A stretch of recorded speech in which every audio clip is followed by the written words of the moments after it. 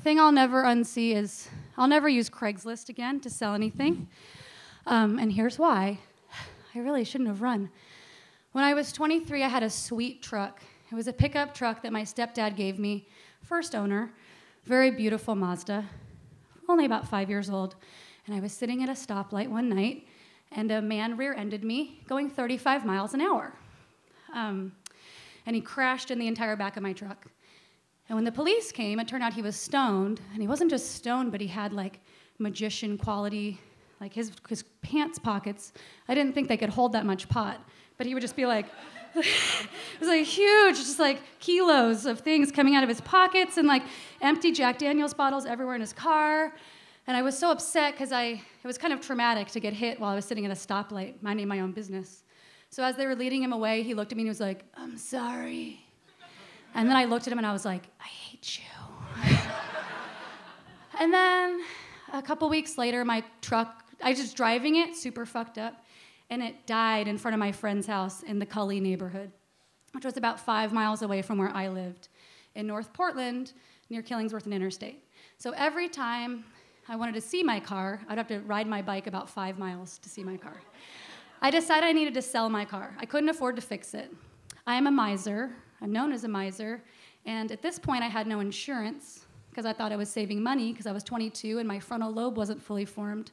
So when this man hit me, I couldn't afford to fix my truck, so I had to sell it on Craigslist. It was worth a lot of money, perfect. So messed up, I thought maybe I could sell it for $800, and I wrote no haggling.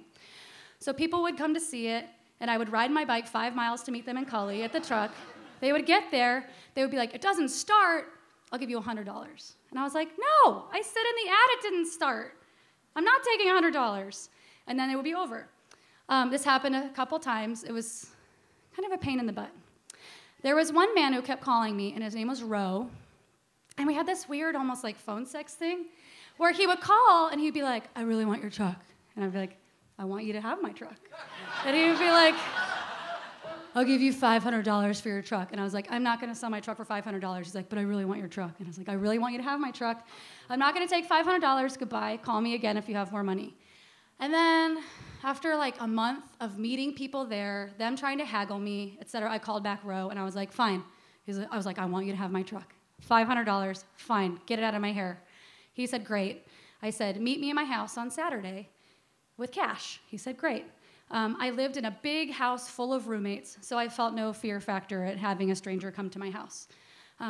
Saturday rolled around, all my roommates left, completely alone in the house. Huge, sprawling Victorian mansion, just alone, about 5 feet tall, just by myself. No cell phone, just a landline. And a knock comes at the door, and I answer the door, and it is not Ro, it is a man with a rake. And the man with the rake says, like, "I'm homeless, and all I have is this rake.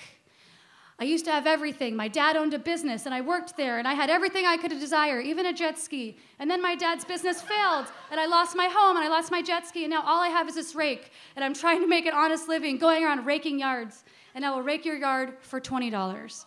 And that was a lot of money for me at the time. That was like a long time ago, and I was like, nothing to me now. I was like, "Okay, you can rake my yard for $20. It's a big yard. This is a good savings."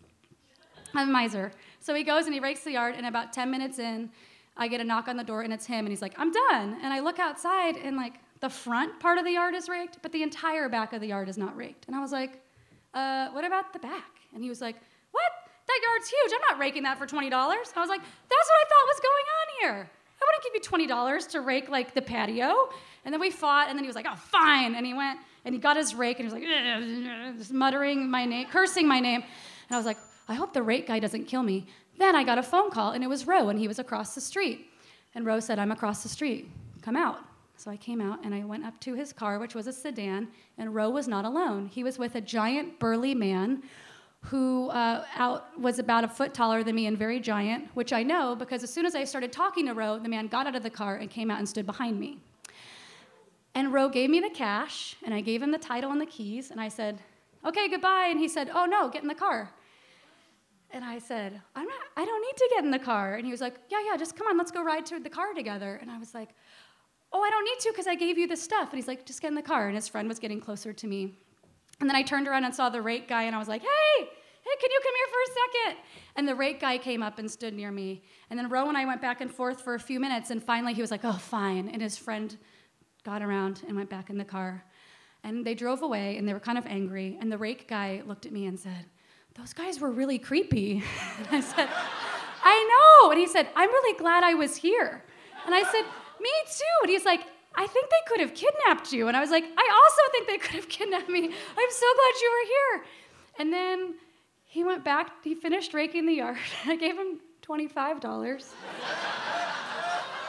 But I felt like maybe that day being a miser saved my life, because if we hadn't argued, he wouldn't have stayed.